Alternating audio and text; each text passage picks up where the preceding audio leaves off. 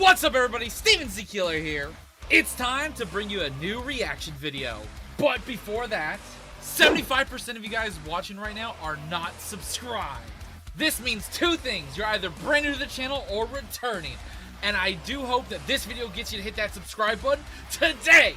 Last year, we didn't hit our goal of 400,000 subscribers by the end of 2024.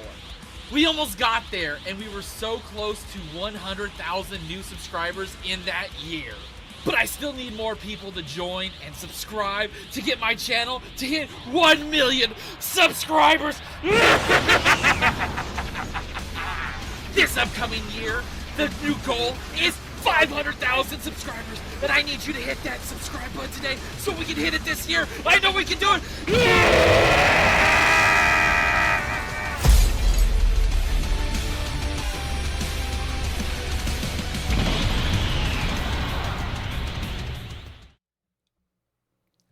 What's up everybody, Steven Zekieler here bringing another reaction, and today we got some more Five Nights at Freddy's goodness. Now, it's actually been very low on the Five Nights at Freddy's content. A lot of people have been asking, Steven, why aren't you reacting to more Five Nights at Freddy's stuff?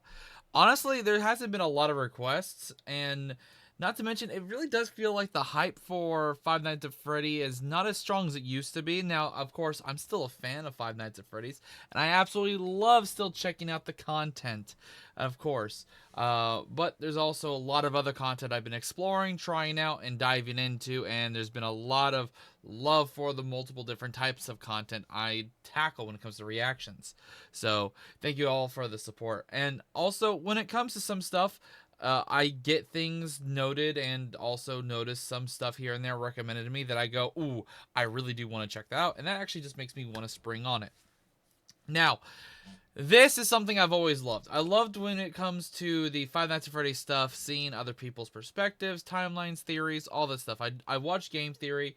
I've watched Fnaf Theory in general, a few other channels here and there when it comes to putting the pieces together, putting what is going on story-wise, what things could happen in the future, what has been retconned, what has been changed, all that kind of stuff.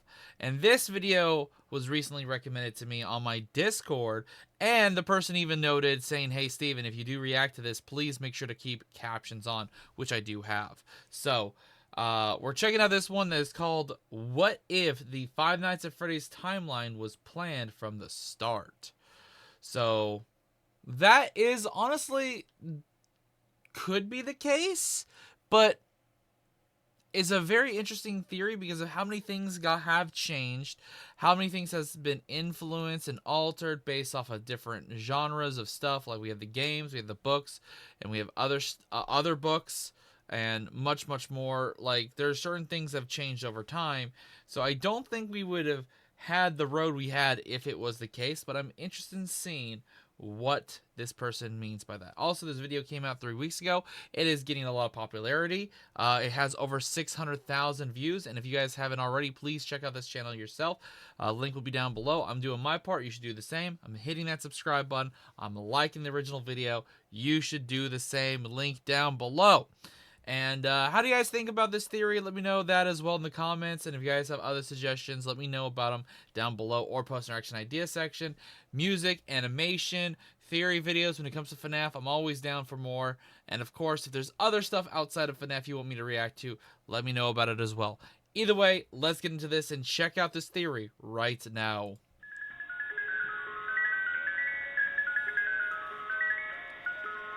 You have been warned. Click off this video if that warning actually means that you should be watching this. I recently put up a poll on my community tab section where I asked if you guys thought that it would be a good idea for the original FNAF games, i.e. FNAF 1 to Ultimate Custom Night, to be remade as to fit the newer lore. The results of this poll were mixed, with over 70% of people saying yes, this should be done, but the 30% that said no being the more vocal as to why they think that it would ruin the franchise in the comments. I'm honestly split about the idea myself, as reboots and remakes can invite a lot of their own problems when dealing with a franchise like FNAF. That's why today I thought it would be more fun to create what I think would be a best case scenario for a reboot of the entire franchise. Or at least a reboot of the very first game, to see what I think FNAF 1 could have looked like were the story planned out from the very beginning. Oh, okay, so I misunderstood what this was going to be. Okay. Alright, I like this. It's not full-on theory. This is, well, yes it is, but at the same time, it's a little bit different than what I thought I was diving into. Depending on how this video performs, I might just create more like this, but for now, I think it's best to look back at where the series started and try to reshuffle FNAF 1 to be a more narrative experience, taking the best of what came before and trying to leave out all of the weird contradictory material. The title of my reboot will be Five Nights at Freddy's Anniversary. Okay. Wait, is this...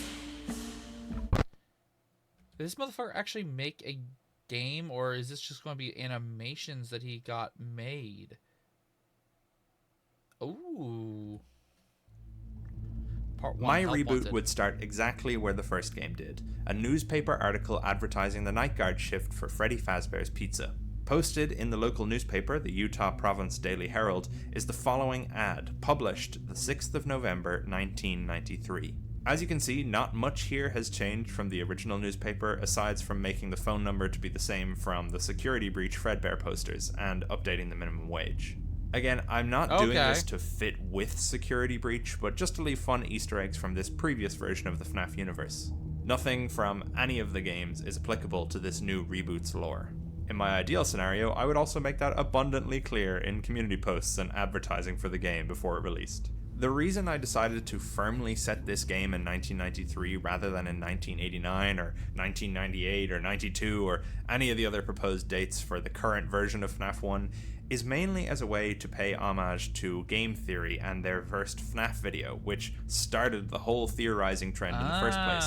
However, there is a further reason, but we'll get back to that later. In the original game, the surrounding blurred out text was just some filler stuff that Scott put in for fun, but I think this is a great opportunity to further hint at other things going on in the FNAF world at this time. I think an advertisement for Stan's budget tech would be fitting, as well as an article about the unknown whereabouts of a Daily Herald reporter, Bronwyn Light, a character featured in the week before, who disappeared a little over a week ago. Again, I'm not saying the week before is canon, but I just like the idea of adapting some of that story into this fresh universe. The player is prompted to continue, but instead of being brought straight to night 1, the newspaper is pulled away from the camera. We didn't realize it, but we're actually already looking through the POV of our protagonist. We sit staring at an old... Okay, that would be sick. Like, as like a reboot already, this, like, a reboot which... like entails and has knowledge of later games, that really does work. And I already like the fact that we have the 2 stuffed animals. Like, we already have a theory going on about the circus baby plush having more to the story than we may have thought as a theory. Of course, everyone knows that the golden Freddy plush is a very iconic for the crying child and stuff. But overall, when I read this video's title and stuff, I thought this was going to be like a theory on how this might have been planned. Everything has been planned from the very beginning. That's what I really thought that this was going to be, not what we're getting now. And I think this is actually really fucking awesome. Old boxy TV in a garishly decorated living room torn straight out of the 70s. We grab a TV remote and can click through the TV channels using our keyboard or controller. Oh shit! One brand new state-of-the-art animatronics, you're sure to be the most popular kid in town. If you want Circus Mania and her friends at your next party, call us today at 01888-578. Circus Babies Entertainment and Rentals. Let fantasy and fun come to you. A clock in the corner of the room will tick to 11 PM in 60 seconds, which will end these in-between night sections, or the player can always manually skip ahead with the button on screen. At the end of the game, all the stuff you watched on the TV will be available through an extras page on the main menu for ease of theorists wanting to review. Anyway, nothing too crazy important on this first pre-night section beyond some Easter eggs, so let's jump into night 1. 11 PM on November 6th ticks over to November 8th. Before I go into the night-to-night gameplay, I think it's important that I go over exactly what this revamped pizzeria would look like, and I'm going to be drawing inspiration from all different versions of this building from over the years. Reddit user RDTFGS made this fantastic layout based on Fnaf 1, Help Wanted, and the Into the Pit book. Despite those pieces of media not being a part of my new canon, I honestly love this layout. It just feels like exactly what I'm going for with this sort of revamped Fnaf 1 pizzeria. But all credit goes to them for this really great layout, which I'll use as a base. The only thing about this layout that I don't really understand is this double entryway, so I reckon I'll just lose that for my version. First thing we're going to add here is the ball pit from all the different Into the Pit versions, as it's a standout piece of modern FNAF iconography, even making its way into the movie's pizzeria. So we'll place it in the back right corner of the room as is described in the original book. I'm going to shorten the hallways that lead to the security office as well, as the original FNAF 1 pizzeria has a lot of this weird dead space which is not really used. This new layout already goes a long way to fixing some of those problems, but I'm just going to continue to condense down the space because I think it'll just make for a more realistic experience. Because everyone knows that in a game with ghosts, haunting, animatronic robots, the most important thing is realism. To use up some more of the empty space, I'm going to add a manager's office, as there seems to not be one in the original layout, and one is mentioned in both Into the Pit and the Silver Eyes. In general, it just makes sense to have one, so what I'll do is shorten the space between the bathrooms and put it in next to the kitchen. I'm also going to lose this awkward bend around the backstage and just make it so backstage is behind the stage. Keeping with that, I'm going to also move the safe room from next to the restrooms to beside the backstage. The safe room serves the same purpose in my universe as it did in the original, so I thought it would make more sense to be placed out of the way so employees could actually move away from customers rather than having to pass through to the bathrooms. Also, as a storage room, it makes more sense to be next to parts and service anyway, so equipment doesn't have to be lugged across the restaurant. I'm going to also just reduce this small space here between the arcade and Pirate's Cove, just because I think it makes more sense to kind of loop around in this U-shape. So in terms of rooms, that's all I think we need to add or change from the old layout, so now we have to talk about cameras. I definitely want to keep the old eerie feeling of FNAF 1's cams, so as little visibility as possible is key. Here are all the camera off the bat, I was mentioning, and while I won't go off the bat, I will say, I like the way this feels. It does feel way more organized in how an actual building would be set up. Visibility as possible is key.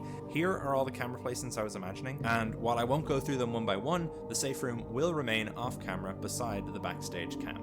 We'll also add 3 new cameras, one for the arcade, one for the prize counter, and one for the manager's office. Great, so now we have our building layout and our camera system. Aesthetically for the building, I don't want the reboot to stray too far from the original series, as I find this looks good. Holy shit. Reboots or fan games often try to completely redefine every aspect. I don't play a lot of the Five Nights at Freddy's fan games and stuff like that. I know there's tons out there, and I've been requested here and there. But at the same time, when it comes to those fan game stuff, maybe in the future I'll do more on my second channel or something. But it's just like, this looks really cool. Like, this legit looks like a fantastic looking reboot of the franchise's most iconic elements. Obviously, it makes sense to want to put your own spin on things, but for me, FNAF 1 is so classic that making things too different isn't worth it. Some things I'll add, though, are old toy animatronic parts in the backstage area, along with really old costumes. That would be a really nice little Easter egg to notice. Because yes, in my universe, the Unwithereds are undeniably canon. I mean, are you really surprised? I think some retro posters from 1985 peeling away on the walls or hidden behind arcade cabinets could be some nice touches. Maybe a few Fredbear's Family Diners posters Into the Pit game style could fit somewhere as well. So that's our pizzeria, but what about the night-to-night gameplay? With this being the first game in the Reboot series, I think sticking as closely to FNAF 1's simple game loop is the way to go. The usual loop of checking the cameras and closing the doors if the animatronics make it to outside the office is the same. Foxy's Pirate Cove mechanic is a little different though, as I thought it would be cool to introduce his light sensitivity from the other games into this one. Similar to FNAF 2, the cameras are all equipped with their own spotlights, and to keep Foxy in his cove, you have to flash him with the lights to make him recoil behind his curtain. To stop this from being a FNAF 2 music box situation where the player just camps the Pirate Cove cams, we'll make it so that Foxy actually moves faster the longer the cameras are on his stage. That way you're only supposed to check his cameras to flash him, but not to stay on it or he'll just come right back in. Oh shit! That was okay. Hold up. I'm just used to the little "Hey, how you doing?" kind of approach of him coming in. Not a full-on I'm coming to eat that butt.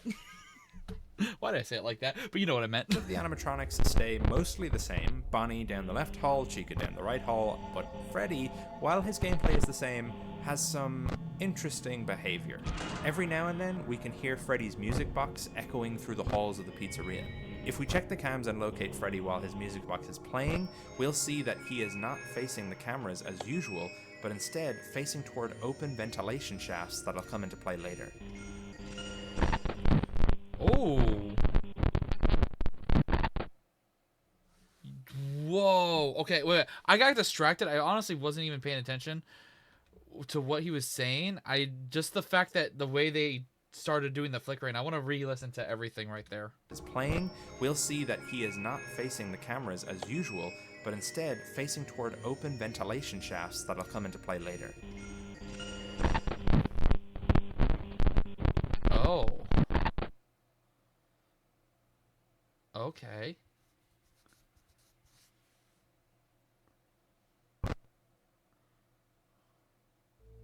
So that's the regular loop, but I think fleshing it out with some extras could help this game to feel like a true revitalization of the series. I don't want to add too many extra mechanics as I feel like we're robbing ourselves of the opportunity to expand the gameplay in following games, but the week before gave me some inspiration for extra tasks we might have as our time being the security guard at Freddy's. In the week before, Ralph has to clean up messes, change out light bulbs, and while I don't think there should be too many of these extra tasks for this game, giving the player optional challenges for extra points and lore secrets could be a really fun idea.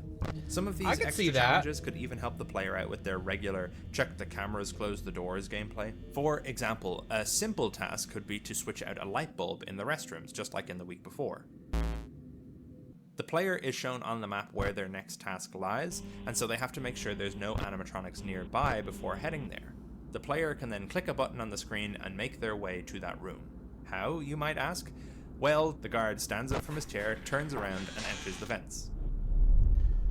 Oh, shit. While in the vents, you stop every now and then to take a turn. There are directions on screen to inform you which way the vent will lead. Oh, this would be terrifying. But there's nothing to stop you from taking a different path. We'll get back to that later.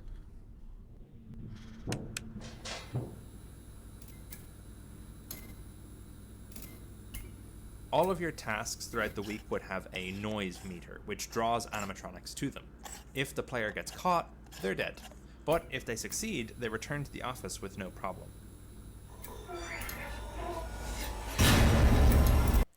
Oh, fuck. That would be so terrifying. Oh, my God. With no problem.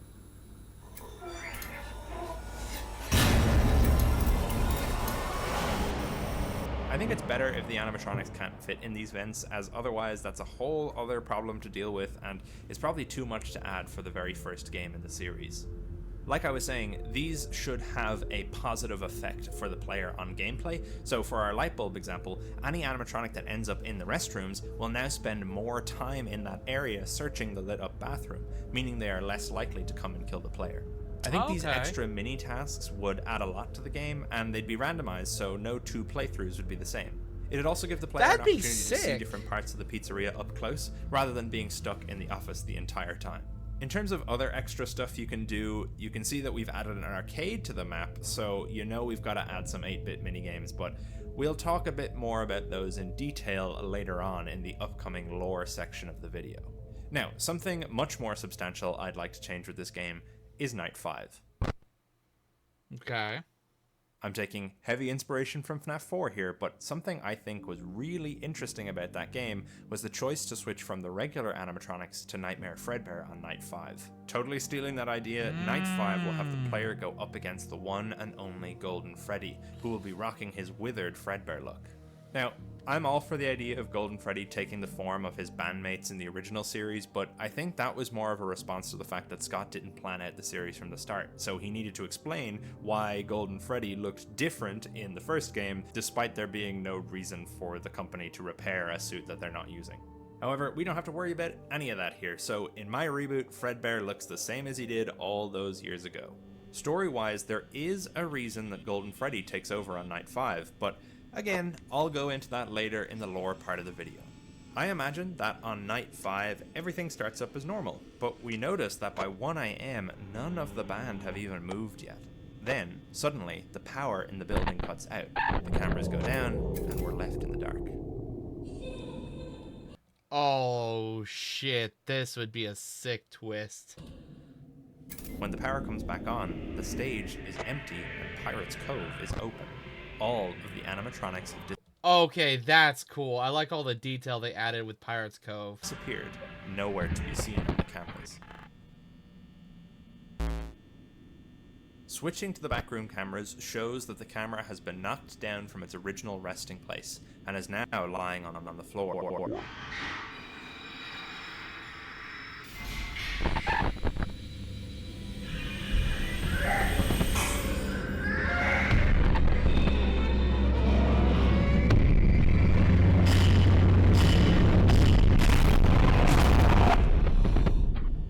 Golden Freddy is now your That is one fucking hell of an entrance. What the hell? main threat and will take the role of the other 4 animatronics. If he appears in Pirate's Cove, flashing him away will make him return to his regular pathing, otherwise it's a game over.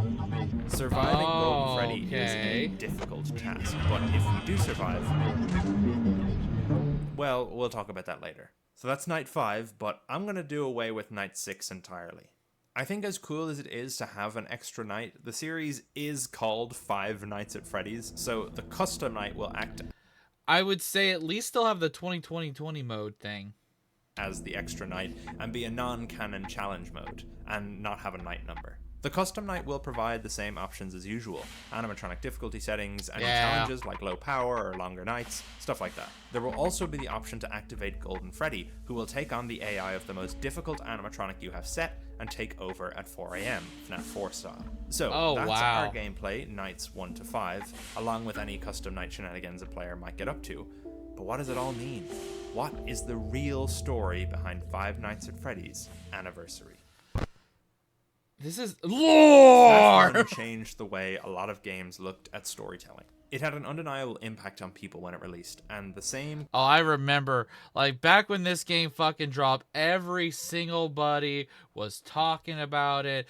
They were dissecting it, trying to find all the hints of what the fuck is going on. I remember there being weeks, if not months, of constant, like... Guys, there's this, just blah. The Five Nights at Freddy's content was just blah, everywhere. Core storytelling philosophies have stuck around to this very day. So, what can we do to make sure this reboot intrigues people in the same way, makes them want to pick apart every tiny detail until they feel like they've figured out all the nooks and crannies of this fresh take on the FNAF story? Well, for starters, I think keeping the focus in-game being on the gameplay rather than the story is something that the original FNAF series got right. The story wasn't spoon-fed to us. Any hints about the wider narrative had to be sought That is true. out by the community, which is what makes theorizing so fun to this day. That's why the in-between night sections I mentioned earlier in Michael's home, or the minigames I'll go over in a bit, are absolutely optional, and most of them will be hidden away to be uncovered. But before I go into the secrets, there is one character I've neglected to mention up to this point, or at the phone guy. least his role in this game. He is undoubtedly one of the most iconic and important characters, and is a crucial aspect to the way the original games hooked their audience. And that is, of course, Ralph, the phone guy. In this game, Ralph will indeed be our guide, as he I saw that fake. I was like, oh wait, unless he's going to go for the purple guy, but nah, it's got to be the phone guy. was in the original, giving us tips and tricks to surviving the nights, while also dropping tantalizing teases to the wider Freddy's universe. I would say, night 1, 2, and 3 should be not changed with the phone. He could probably alter the fourth night's phone, because the phone guy gets killed in the fourth night, but he could alter it where maybe he makes it to the fifth night, because it'd be more traumatizing or creepy to hear him get killed by Golden Freddy, and it would explain why the body never was found or discovered, and everything.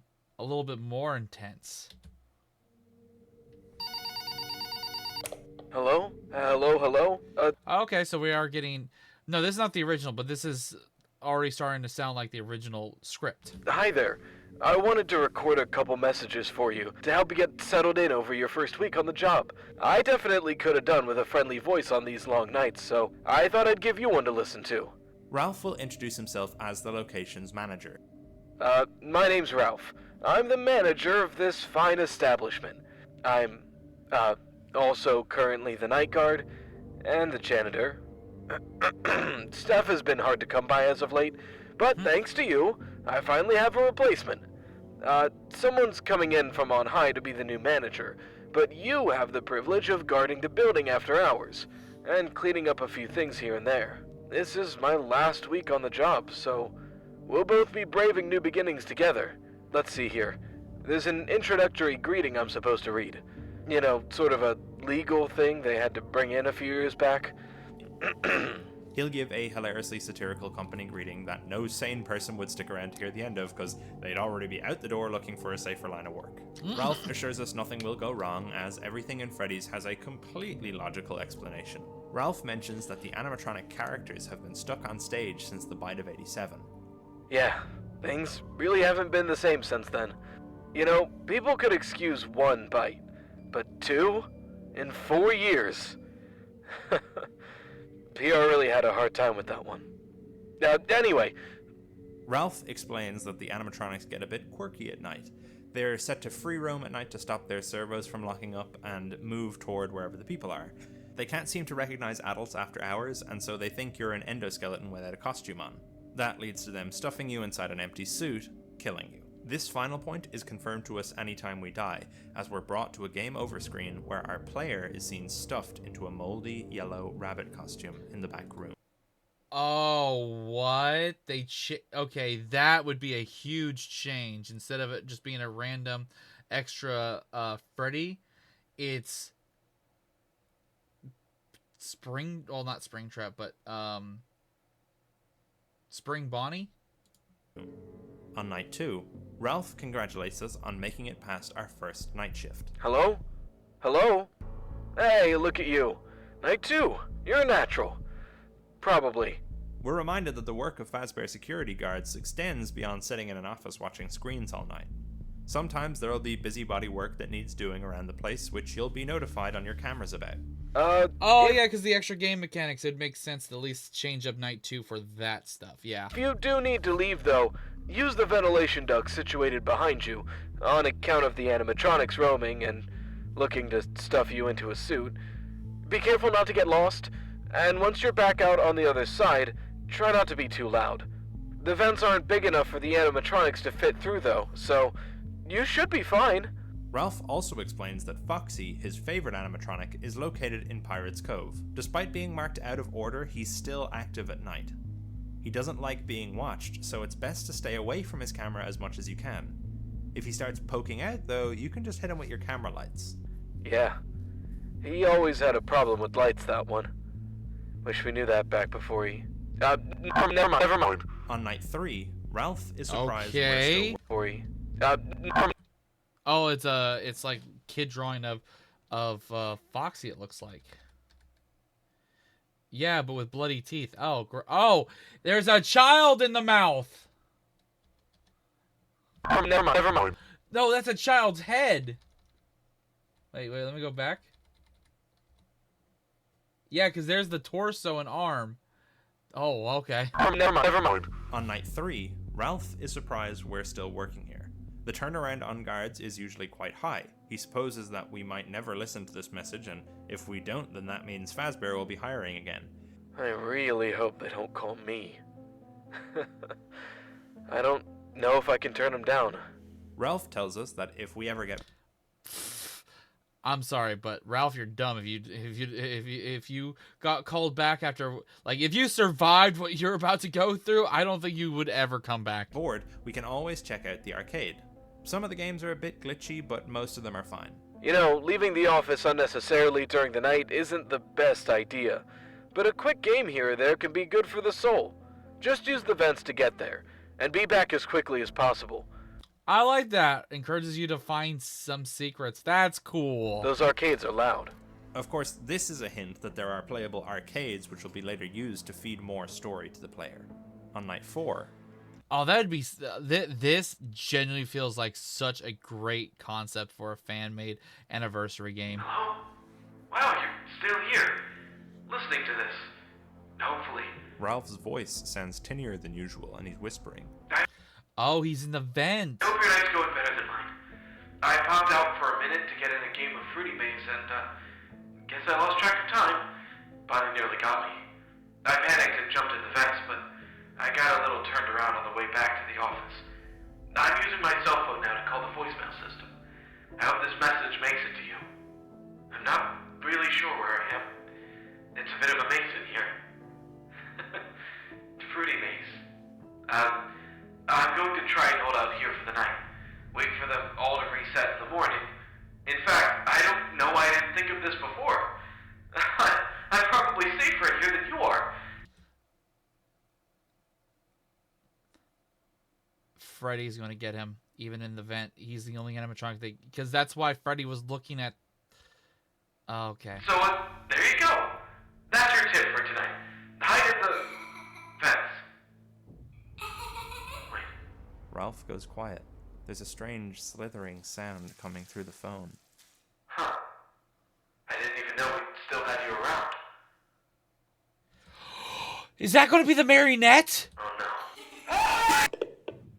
Remember before when I said the player could take any path they like in the vents? Well, if you stay in the vents long enough and take enough wrong turns, on any night you can find Ralph's body decaying in the vents. Oh, fuck.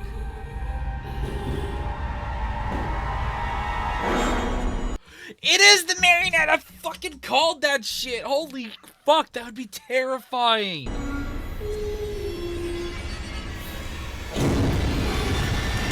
It would make sense more than Freddy.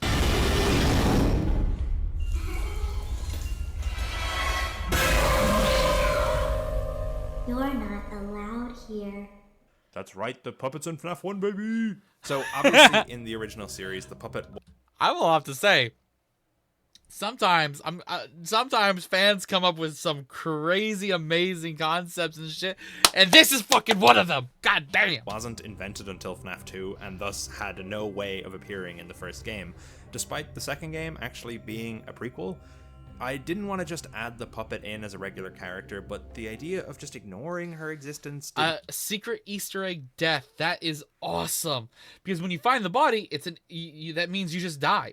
didn't feel right either. Setting her up as this mysterious entity crawling through the walls at Freddy's felt like something more appropriate for her in the first game. Totally missable on a standard initial playthrough, but more important to the story at large. Oh, fuck the hell, yes. I think that works so well. Like, you don't know about her, you don't hear anything about her, and she can pop up if you find the body of Ralph at any day, any time. But then you get a little bit of know about her or some hints towards her on night 4. This is also why Freddy faces the vents and plays his music box. He's programmed to keep her at bay by playing soothing Oh my god, what? lullabies throughout the pizzeria into the vents. Anyway, we'll talk a little bit more about the puppet and her place in this game later, but for now, let's go on to Ralph's Night 5 call. But Ralph's dead. How can he call us? Well, to draw from the week before again. On Night 5, before Fredbear shows up, the voicemail system crackles to life, as all the animatronics stay in place. Hello? Hello? Pardon my asking, sir, but what on earth are you doing there? Didn't you get the memo? The building is on total lockdown. This investigation has gotten really out of hand. They're saying somewhat this is what you want to hear, but they're saying we're probably gonna have to end up closing for a while. With all the panic and the new animatronics acting up, it's probably for the best. I promise I'll handle everything best I can. But for the time being, I recommend you finish your shift and try not to touch anything. It I'll call you in the morning and update you. Just please don't touch anything. Okay, good night. You guys might be able to tell this is my rewriting from. Oh, okay. As you might be able to tell, this Oh, I thought that just popped up because he didn't say this. is my rewritten hodgepodge of the FNAF 2 phone calls from nights 5 and 6.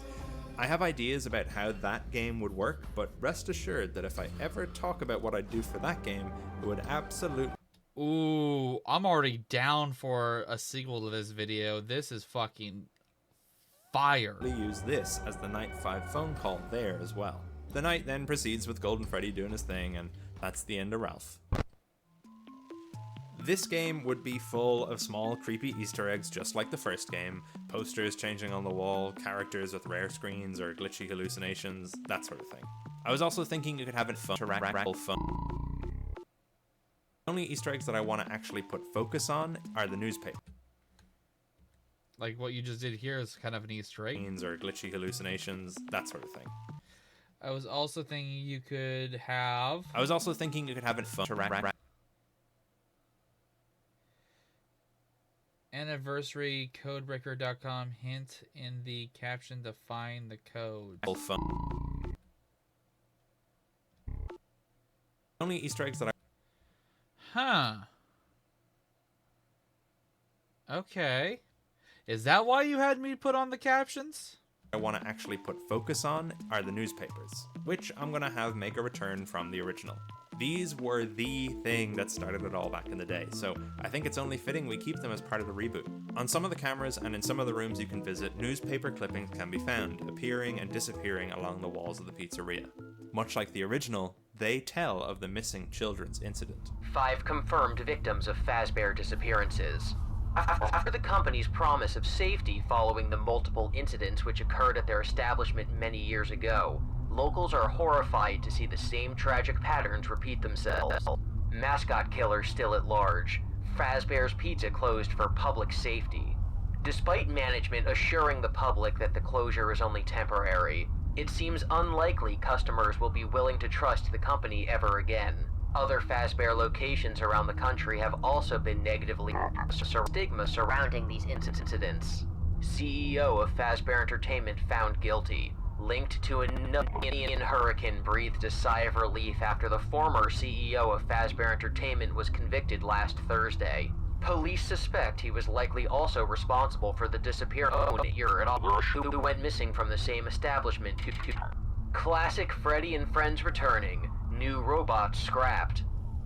After incidents of malfunction, Fazbear's newest line of robotic mascots, which debuted only a few weeks before the location's closure, are being older classic animatronics are set to be taken out of storage and refunded. The acting CEO of Fazbear Entertainment calls it a return to form. A local concerned mother was quoted as saying, "I really hope not." Fazbear Entertainment chomping down on health code violations. The phrasing there, chomping down, really?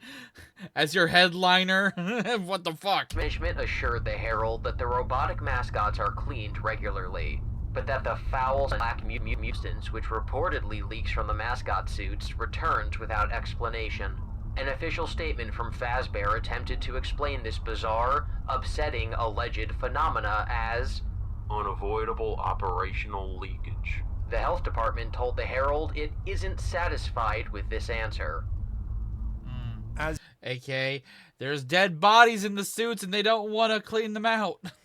As you can probably tell, I'd like to weave a little more of the events prior to the MCI into the newspapers, as it seems like they would be relevant considering the history and track record Fazbear has by the time of the MCI. However, there is another article which can only appear on Night 5. Young boy killed at local diner. On the morning of November 12th, a child's birthday celebration at the popular Fredbear's Family Diner turned into a horror fest when a group of local teenagers forced a young boy into the mouth of the star animatronic.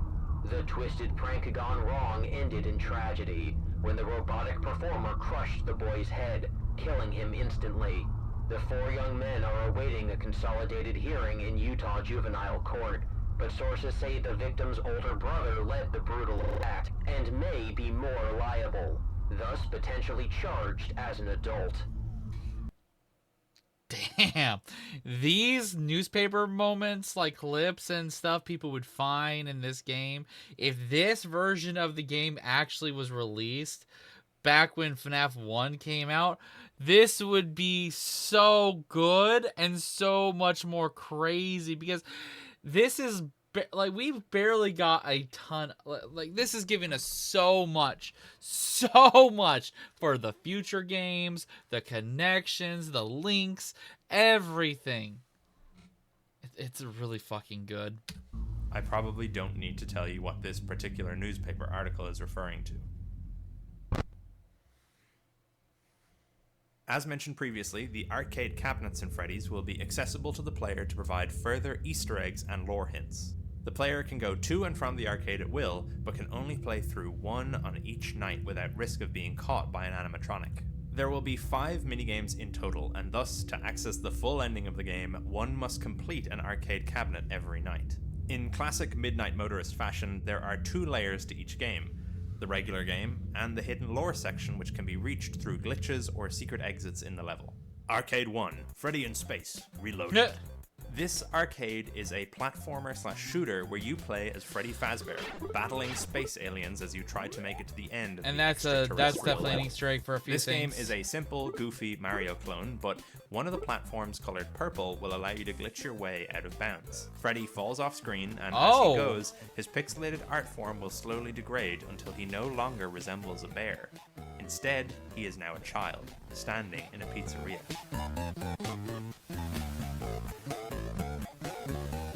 A bunch of other kids surround the Freddy child. We can use the controls to make our character dance. The other kids cheer us on.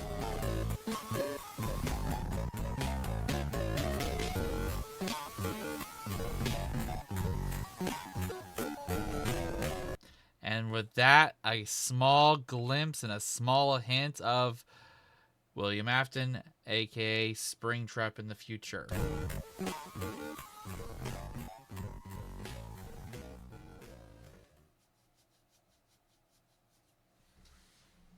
You've won a special Fazbear Prize for Best Performer.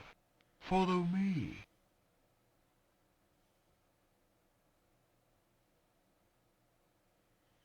The kid that gets killed and turned into Freddy. The minigame ends. Arcade 2, Bonnie's Jammin' Jamboree. This is actually really cool setup. If each arcade that you can play can lead towards the moments before the kid's death by Springtrap or Spring Bonnie, and everything, that is cool. Rhythm game where we must match our inputs to the ones shown on screen. One of the buttons is never used in-game, its lane staying empty. If we mash that button, the screen glitches and Bonnie becomes a terrified face of a child. We can use the controls to make fingers come on screen and point at the child, who progressively gets sadder. Eventually we win and the fingers go away. A yellow hand comes on screen. I have big ears too. I'll be your friend. Follow me. The minigame ends. Arcade 3, Chica's That's a fucked up one. Holy shit. Feeding Frenzy. We play as Chica and must run around as quickly as we can to eat all the food around the level. If we choose not to eat any of the food by the time the timer runs out, the level glitches. We're a little girl now, standing at a counter. Any button we press prompts us with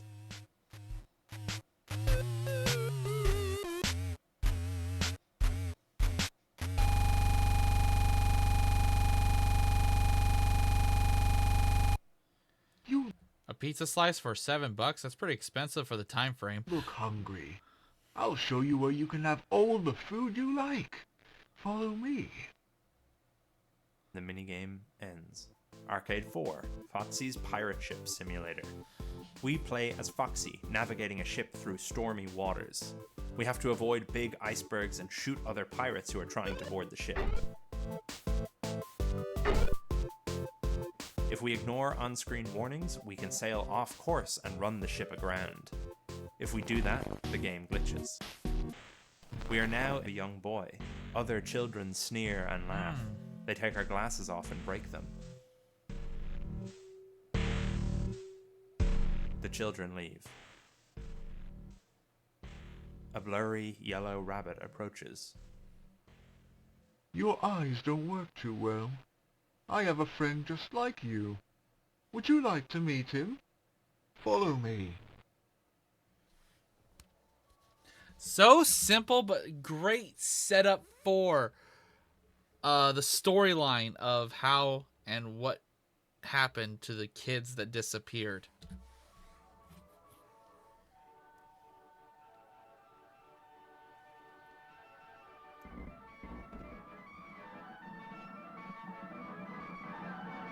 Don't worry. There's one just for you. The minigame ends. The final arcade cabinet is harder to find. Oh, that's even fucked up and darker than I was expecting right there. The last kid who becomes basically killed and stuffed into Foxy sees the corpses and the dead children stuffed in the 3 other animatronics. Oh my god. As it's not in the arcade like the rest. Instead, it is in the backstage area and will only activate on night 5. Arcade 5, Fredbear and Bonnie bite back.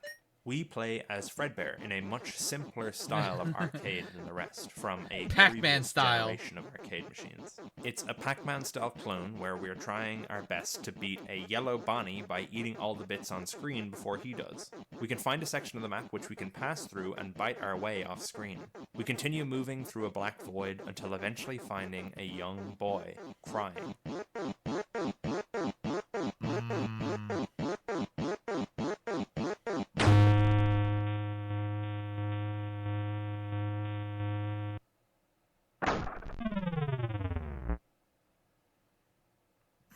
Well, alrighty then.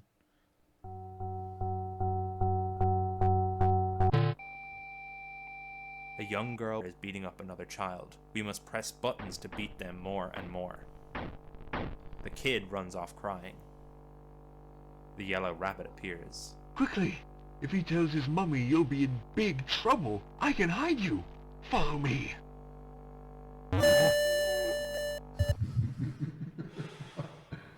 That's Cassidy, isn't it? Careful now. Don't move. If you move, you will die.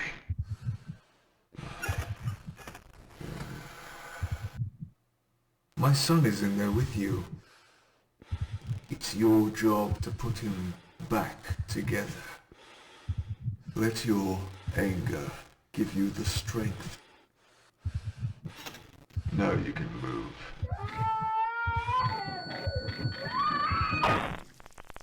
The minigame ends. So, as you can see, I decided... Holy fuck! This would be so crazy! Oh my god, it's so good! to keep the minigames only really relevant to the MCI for this game. As much as there is an abundance of lore to dive into in a retelling, I think the first game is the place to intrigue people with the simplest elements of the story, just like the original did. Obviously, there are some hints through these games to other things, like the Purple Man talking about his son to Cassidy, but overall, I didn't want to go too overboard with introducing other I think this was a perfect balance of everything. elements this early on. Like, it breathes a fresh air into the original Five Nights at Freddy's 1 game mechanics and adds just enough to make it interesting and more appealing for hardcore fans of the franchise. And at the same time, this would definitely grab even more people, because nowadays, when it comes to the Five Nights at Freddy's 1 game, it's iconic, it's classic, but it's definitely probably not as gripping to newer players and newer people to go back and play that one as much as this would. But of course, that's not where the lore of this game ends. Oh? I spoke briefly earlier about Golden Freddy's appearance on Night 5, and how he takes over from the rest of the animatronics. What I didn't discuss is what happens when we beat the night. In the event that's that we true. survive to the end of the night on a normal playthrough,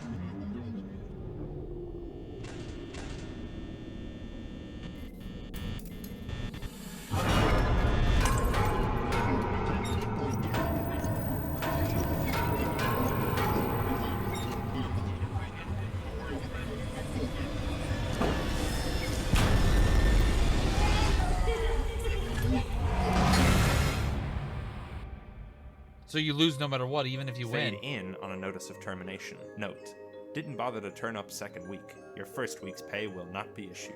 The end. This is, of course, the bad ending of the game, but assuming you've played through all 5 minigames and completed all of the different tasks over the nights, this will unlock the good ending. Oh, so if you do standard playthrough, and that's the ending you get. Okay. What's the good ending? Golden Freddy will still appear in the office and do all the creepy ghost stuff, but before he can bite down on your head...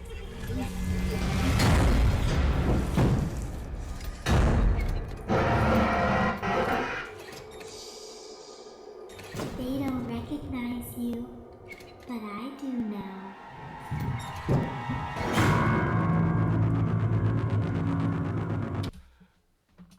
And that, oh my god, that's such a good build-up! Because you're technically playing Michael Afton. You're Michael Afton here. And so, yes, oh, that's so good! That's so fucking good! Holy shit! Holy fuck!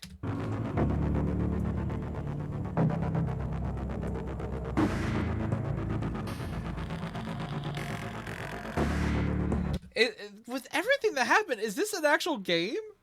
I gotta check the description. Now, this is probably all, like, just animated, but this is my pitch for 5 minutes for a reboot. I'm the only entry-level game dev, so this game isn't real yet. Ooh. If any game developer companies want to reach out, please email me. Okay, so, dear God, though, what you have now is fucking brilliant! Holy shit! Make sure I have that. If there's more videos on this channel you guys want me to check out, by all means, let me know about it. But dear God, that was amazing! Like, everything about this was so good!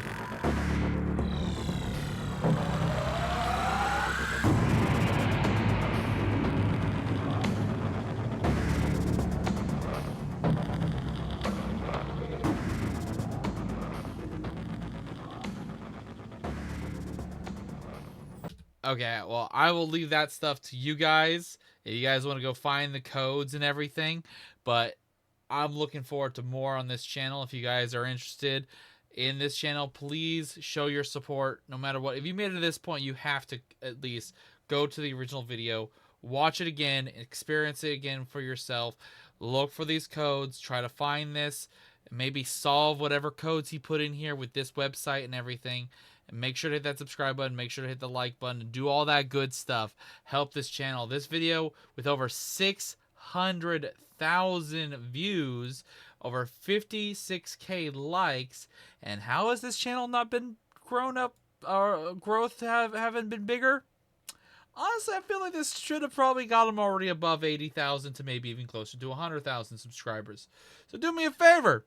Do the right thing. Go hit that subscribe button. And of course, if you guys have other suggestions, you know what to do. Comment down below, and I'll see you guys in the next video. Till then, later.